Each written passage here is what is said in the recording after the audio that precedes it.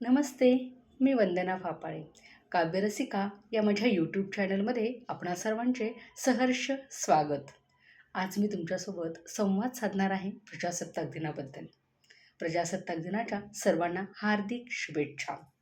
तुम्हा सर्वांना माहीतच आहे की 15 ऑगस्ट 1947 रोजी आपल्या देशाला स्वातंत्र्य मिळाले. हा दिवस आपल्या देशाच्या इतिहासात सुवर्ण अक्षरांनी लिहिला आहे. आपल्या देशाला मिळालेलं स्वातंत्र्य अबाधित ठेवण्यासाठी आणि देशाचा राज्यकारभार सुव्यवस्थितपणे पार पडावा यासाठी काही नियमांची आणि कायद्याची आवश्यकता होती. आणि म्हणूनच 26 जानेवारी 1950 रोजी भारताने स्वतःची शासन पद्धती, कायदे आणि नागरिकांचे हक्क निश्चित करणारे संविधान स्वीकारले आणि भारत अधिकृतपणे प्रजासत्ताक राज्य बनला. आणि हाच दिवस आपण दरवर्षी प्रजासत्ताक दिन म्हणून साजरा करतो. आपल्या देशाला मिळालेलं स्वातंत्र्य हे काही सहजासहजी मिळालेलं नाही, तर या स्वातंत्र्याच्या यज्ञकुंडात कित्येक देशभक्त आणि क्रांतिकारक यांनी प्राणांची आहुती दिली आहे.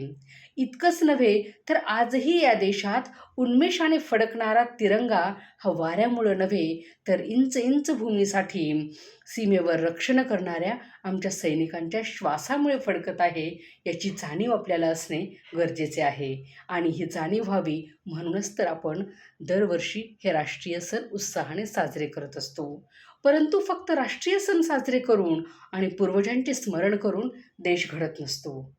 आपल्या पूर्वजांनी आपल्याला हे स्वातंत्र्य मिळवून दिलं आहे, परंतु या स्वतंत्र भारताचा विकास करण्याची जबाबदारी मात्र आपल्या सर्वांची आहे.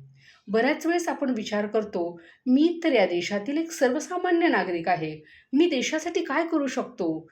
तर आज मला तुम्हाला या ठिकाणी आवर्जून सांगायचे आहे की समाजामध्ये आपलं काम कितीही छोटं किंवा मोठं असो, प्रत्येकाने फक्त स्वतःचं काम जरी प्रामाणिकपणे केलं तरी देशाचा विकास व्हायला वेळ लागणार नाही.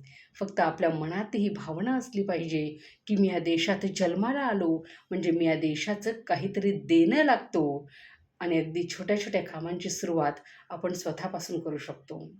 आपल्या देशाला लाभलेल्या नैसर्गिक साधनसंपत्तीचे जतन करणे, वाहतुकीचे नियम पाळणे, प्लास्टिकचा वापर टाळणे, नद्या समुद्र स्वच्छ ठेवणे, रस्त्यावर कचरा न टाकणे, या गोष्टी ऐकायला जरी सोप्या वाटत असल्या तरी याचं आचरण खूप अवघड आहे.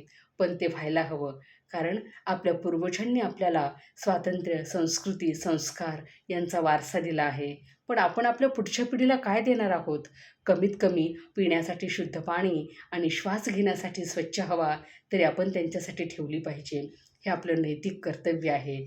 म्हणूनच आपण आपली जबाबदारी ओळखूयात.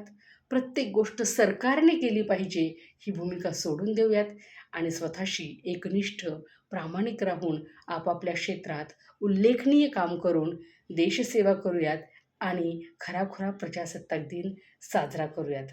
धन्यवाद. तुम्हाला जर माझं हे भाषण आवडलं असेल तर लाईक करा, शेअर करा, सबस्क्राईब करा.